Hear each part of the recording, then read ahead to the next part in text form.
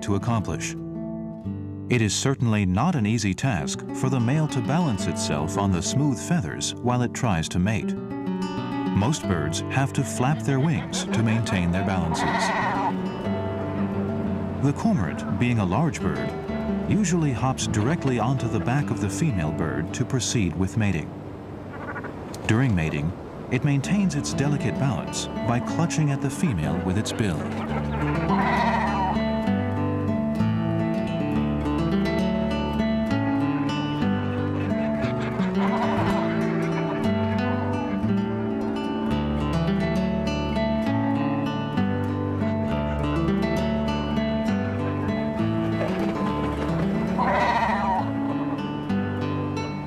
Sometimes, the male cormorant will stand on the back of the female bird and not mate. It is simply expressing its claim on its mate.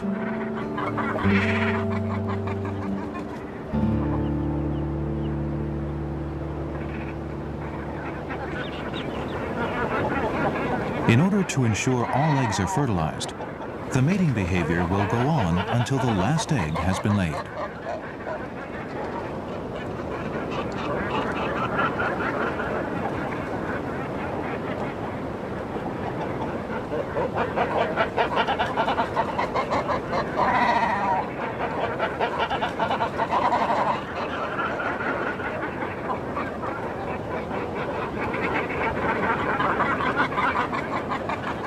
The building of the nest commences with the mating. The male bird looks for materials, while the female bird builds the nest and incubates the eggs.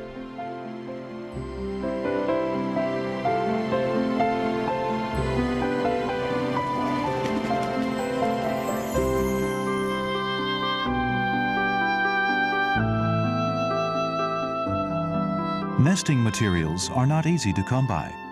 Some cormorants resort to pinching from other nests. The nest is simply built with sticks and held together by excrement. Soft, dried grass is put in the middle of the nest. The eggs are pale green in color, and clutch sizes vary from 2 to 5 eggs, all with a good chance of hatching.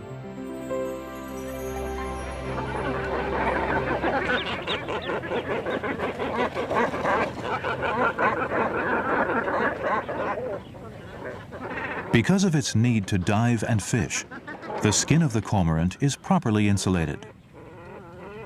This explains why the cormorants use their feet instead of their bellies to keep the eggs warm.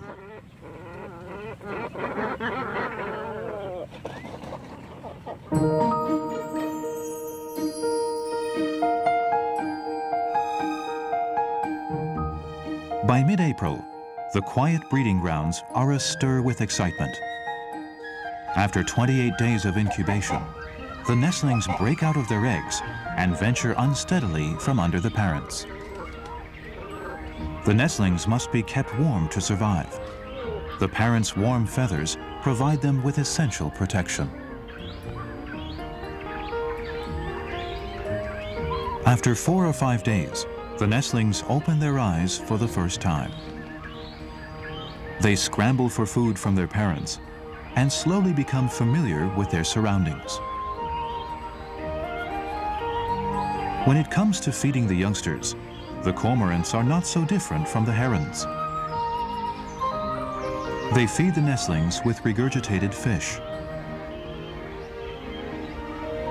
This helps the parents to conserve their energy and frees up more time for them to keep an eye on their young.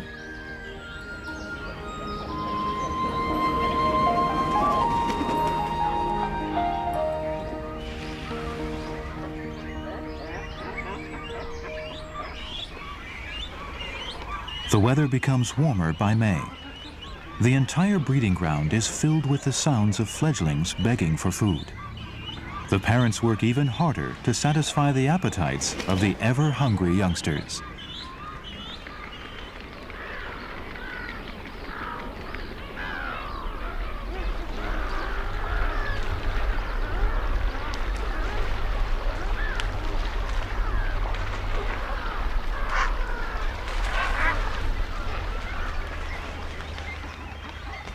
One of the parents has to stay and look after the still vulnerable offspring, while the other parent hurries off to forage for food.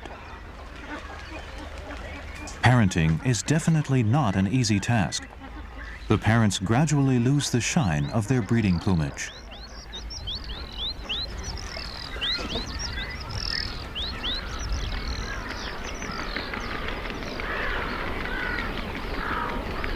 By the time they are 1.5 months old, the chicks have developed their plumage and have learned to preen their feathers.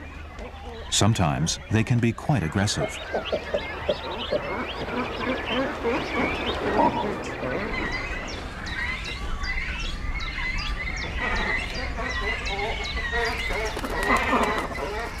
After 2 months of intensive feeding, the babies are almost as big as their parents. Every time a parent returns, the fledglings stretch their necks and open their mouths to beg for food. The parent tries to distribute food fairly, but more often than not, it is overwhelmed by the insistent and demanding chicks.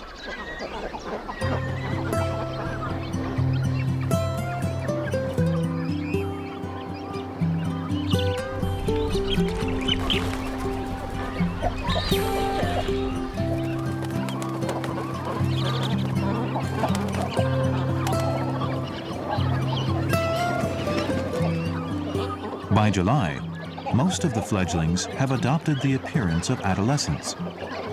The noise level reaches a new height in the breeding ground.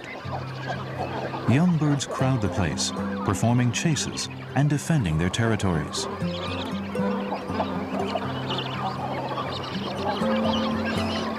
Three months in a nest is more than a bird can bear. The fledglings are no longer contented to stay in the nests. They venture out and flap their wings vigorously in their eager attempts to take flight. With the help of the lifting wind, the adolescents take off for the first time effortlessly.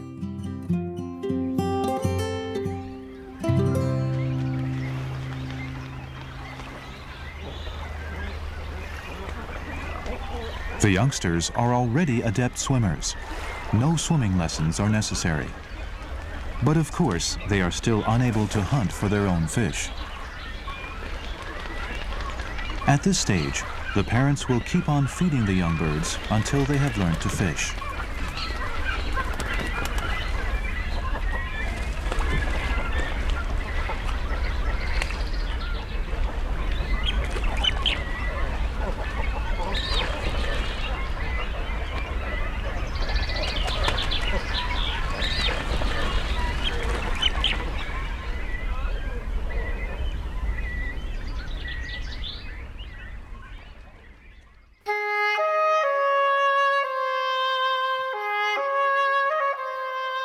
November arrives with the northeast winds.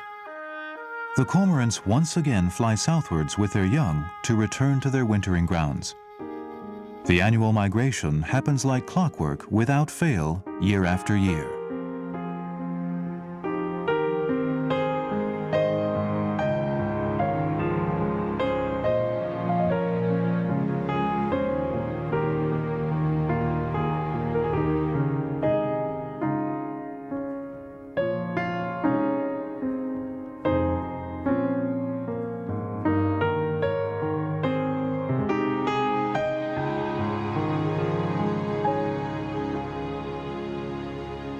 These dances performed by the cormorants in the skies are vibrant and poetic.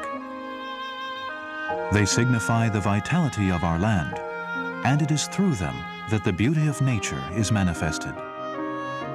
They open our eyes to the wonders of the wild. Whether or not this enchanting image will last depends entirely on our wisdom and on the choices we make.